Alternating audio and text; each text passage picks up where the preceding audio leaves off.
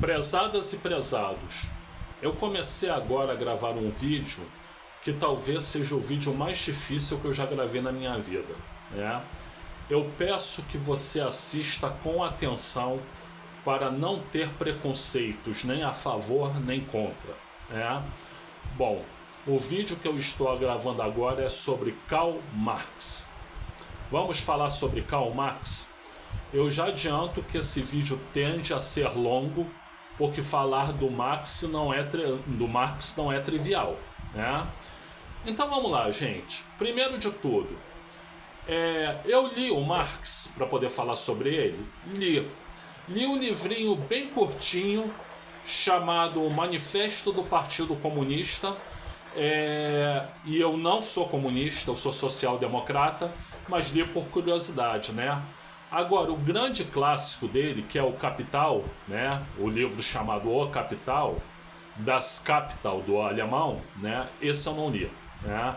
E era esse que eu precisava ter lido, né? Eu não li, mas eu li livros que citam o Capital. Eu li livros que usam como referência o Capital. Eu vi vídeos que falam sobre o Capital. Eu li em reportagens de jornal sobre o Capital. Então eu me atrevo a poder falar sobre o Capital, né? Só que, como eu não sou especialista, eu não li o livro, então qualquer um de vocês que conheça melhor o trabalho do Marx, né, ou que seja marxista mesmo, né, se quiser fazer reparos ao que eu vou falar, coloca aí nos comentários, porque inclusive é uma oportunidade de eu aprender, né? Bom, segundo eu entendo, né, não tendo lido o livro, né, o Marx ele fala que lá nos tempos iniciais existia o comunismo, né, mas era o comunismo primitivo, né? Ou seja, todo mundo vivia junto e em comunidade, as pessoas viviam em bandos, né? E os bandos eles faziam suas regras e uns ajudavam aos outros, então era o comunismo primitivo. Até que em determinado momento alguém resolveu criar uma cerca, cercar um local e dizer: este pedaço de chão é meu. E aí nesse momento, quando começa a propriedade, né, a propriedade privada, para ser mais preciso, né, a coisa começa a mudar, né?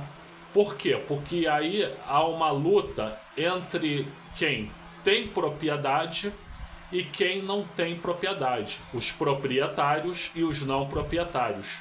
Então aí começa a luta de classes, né? A luta de classes pela argumentação econômica do Karl Marx, né? A luta de classes, né, ela historicamente vai se reproduzindo ao longo do tempo, né? Então, a gente chega, por exemplo, na época do feudalismo, né, em que tem o grande senhor de terras, né, que é o senhor feudal, né, e existem os pequenos proprietários que precisam se submeter ao que o grande senhor quer, né? Então, a luta de classes aí já mudou de feição, né? Ela é o senhor feudal contra os pequenos proprietários, né? E aí você vai evoluindo ao longo do tempo até que você chega na Revolução Industrial. E na Revolução Industrial, uma nova classe ganha poder, que é a chamada burguesia, né? São o quê? São os grandes industriais e os grandes comerciantes, né? E existe uma outra classe bem mais modesta, que é quem trabalha para a burguesia, que são o quê? Os proletários, né? Eles chamam de proletariado, desculpem, né? Então, os proletários, eles trabalham para os burgueses, né? De onde vêm esses proletários? Eles saem das cidades campestres e vêm trabalhar nas grandes cidades, né? Encontram emprego aonde? Nas grandes indústrias. Então eles são operários, né? Operários que se tornam proletários, né? Estamos falando da época da Revolução Industrial. Então você tem novamente uma luta de classes, né? Que é o quê? Os donos das indústrias, os burgueses, né? Os grandes comerciantes, os burgueses, né? Contra os proletários, né? Um pouco antes disso, a Revolução Francesa também mostrava isso, né? Tinha os girondinos, que eram a elite, contra os jacobinos, né? Que eram os pequenos, né?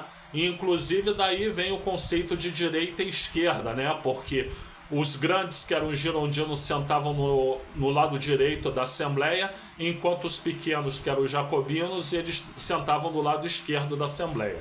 Bom, mas isso aí já não é Marx, tá, gente? É só uma constatação que reforça a argumentação do Marx, né?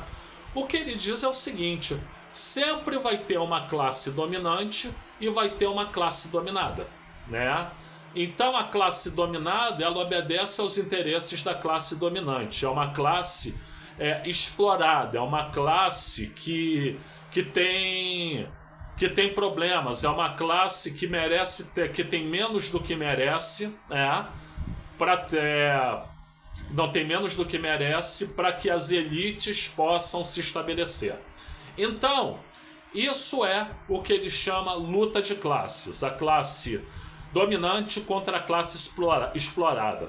Eu sei, pelo que eu já li, que existem classes intermediárias e existem classes específicas, né? Mas o trabalho dele basicamente centra-se nisso. Tem a classe dominante, que na época da Revolução Industrial, que foi quando ele escreveu o Capital, era a burguesia, e tem a classe expropriada, que são os proletários, né? Os operários. Gente, desculpa, eu tive que me coçar aqui porque deu uma coceirinha no nariz. Sinto muito. Bom, mas então o Marx, ele vai além. Ele diz não só que existe uma classe na Revolução Industrial, que é a classe burguesa opressora, e como existe uma classe oprimida, que é o proletariado, como ele diz como é que se dá essa opressão, né? Então vamos dizer o seguinte: digamos que os operários, eles fazem um produto e o custo do produto foi 10, tá? Então, se eles mesmo vendessem, né? Digamos que eles vendessem por 12. Então esses 2 que sobraram seriam repartidos entre eles que fizeram a produção. Claro isso, gente? Mas no sistema capitalista, que é o que ele critica, né?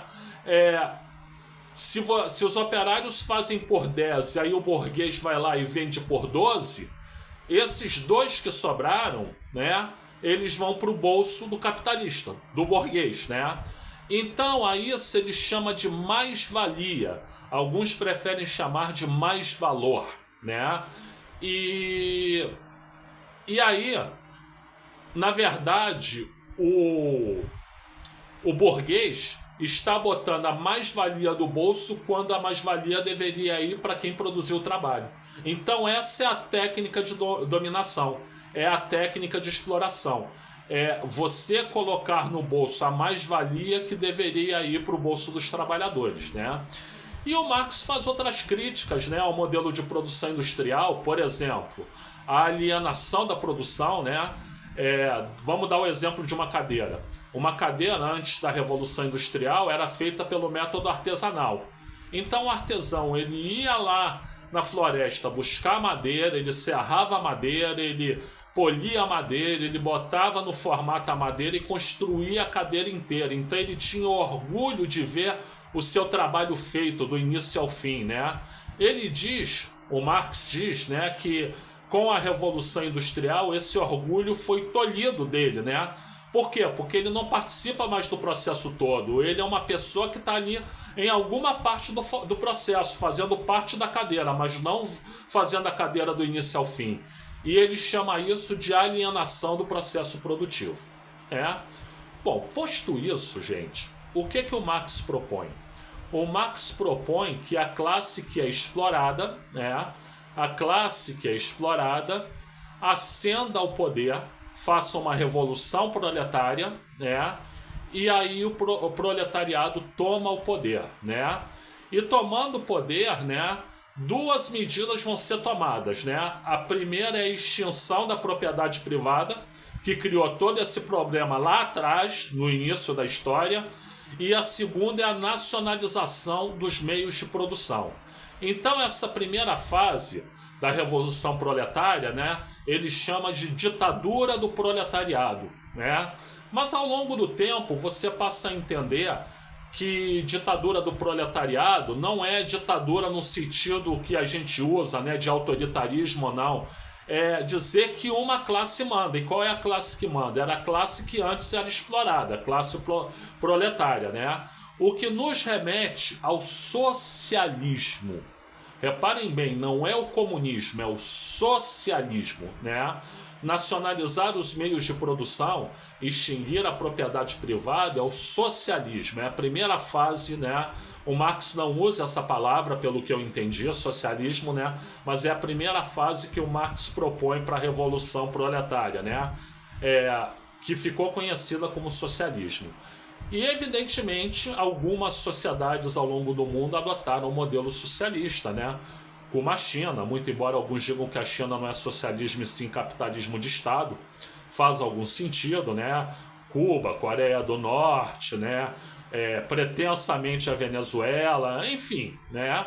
Houve sociedades socialistas, né? E a antiga Iugoslávia, enfim. Só que há um segundo momento. Esse segundo momento é bem depois, né? É bem depois. Por quê? Porque ele acha que, passando o tempo, quem era da classe dominante vai se adaptando ao novo modelo, né? E aí, com quem era dominante se adaptando ao novo modelo, você já não precisa mais do socialismo. Por quê? Porque todo mundo já está nivelado na mesma classe. Você passa a ter uma classe única, né? E aí ele propõe que você tenha essa classe única. Nesse momento você não precisa mais de Estado. O Estado ele é abolido e você tem uma sociedade comunitária. Então ele chama isso de quê? De comunismo avançado. É a segunda fase. Essa segunda fase, gente, não existiu em nenhuma parte do mundo. Não existiu em nenhuma parte do mundo. O mais próximo que a gente pode pensar dessa segunda fase, que é o que se chama comunismo, né? Ele só pode ser caracterizado talvez nos chamados kibbutz, né? Os kibbutz é um modelo israelense, né? Um modelo judaico em que várias pessoas moram na mesma comunidade e todo mundo se ajuda, né? Então os kibbutz eu acho que é o que existe de mais próximo de comunismo que a gente já viu, né? Então é por isso que é errado o bolsonarista virar para você, que é de esquerda, e dizer comunista, comunista, comunista. Como comunista, gente? Nunca houve comunismo no mundo. Nunca houve comunismo no mundo. O que houve foi socialismo, né? E o socialismo a gente sabe que deu errado por vários motivos, né? Razão pela qual o que eu acho é o seguinte: o Marx ele foi muito feliz para descrever a sociedade capitalista. A sociedade capitalista ela é sem tirar nem pôr aquilo que ele descreveu, né? Isso é a sociedade capitalista. A sociedade capitalista é assim. Mas ele falhou no que ele propôs como alternativa. Uma primeira fase que a gente hoje chama de socialismo, né? Mas que ele chamava de ditadura do proletariado, e uma segunda fase que seria o comunismo, né? Que nunca existiu e possivelmente nunca existirá, ou então se for existir vai ser daqui a milênios ou pelo menos daqui a séculos, né? Então, gente, essa é a questão. O Marx ele foi muito eficaz para criticar o capitalismo, mas o que ele propôs não atendia às mudanças, né? A inflexão do capitalismo, né? Razão pela qual eu não me considero e nunca me considerei comunista, né? Eu sou social-democrata.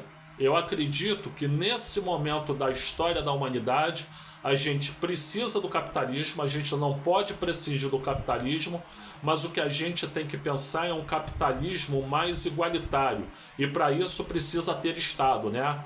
É como o socialismo proposto pelo Marx? Não, porque você não vai tornar estatal tudo, mas você vai tornar estatal o que for estratégico, né? E aí, com isso, você tem como mitigar, como diminuir as desigualdades sociais que existem no sistema capitalista. Bom, gente, era isso que eu queria conversar com você sobre o Karl Marx, né? Tô aliviado, não foi tão difícil como eu achei, né? E se eu estou errando em alguma coisa, vem aqui e me corrija nos comentários, né? Eu faço questão que você faça isso, porque eu não sou especialista, então eu quero aprender também, tá? Gente, eu sou o Luiz Felipe Chateaubriand, eu agradeço muito se você chegou até aqui, né? E eu peço alguns favores. O primeiro é que você se inscreva no canal. É fácil fazer inscrição no canal, é só você apertar no botão inscreva-se, né? Com o dedo ou com o mouse e você está inscrito, né? O segundo é que você dê o joinha desse vídeo, dê o like, né? Aonde tem o dedo para cima, né? Você vai lá com onde tem o polegar para cima, você vai lá com o teu dedo ou com o teu mouse e clica, né? O terceiro ponto é que você compartilhe esse vídeo. Eu não preciso nem falar nada sobre a importância desse vídeo, né? Então compartilha para quem você achar que deve, né? O quarto ponto, eu peço que você ative o sininho para receber notificações de novos vídeos, né? Que saem aqui pelo sininho, né? Novos vídeos que a gente faça, né? O quinto favor, eu tenho mais de 1.100 vídeos aqui no canal. Você escolha algum ou alguns para assistir. Te agradeço muito. E finalmente, se você puder ou se você quiser, eu peço com educação e com humildade, né? Se você puder fazer uma contribuição financeira aí para o canal, nós estamos precisando dessa contribuição financeira, eu agradeço muito, né? O valor que você quiser, ao momento que você quiser, e eu vou deixar no primeiro comentário aqui o meu Pix para isso, né? Se você não quiser fazer essa contribuição ou não puder, ou achar que eu sou um comunista safado, ou achar que eu sou um incompetente, ou que eu não contei a história direito, ou que eu sou delinquente, ou que eu sou maluco, então não faça a doação. Mas se você achar que o meu trabalho tem alguma validade, você puder fazer a doação, eu agradeço de todo o coração. Sei que estou pedindo muito, é muita coisa o que eu estou pedindo, né? Mas se você puder fazer alguma ou algumas delas, eu te agradeço demais, como agradeço você ter ficado aqui até agora assistindo esse vídeo, tá? Meu muito obrigado a todas e a todos.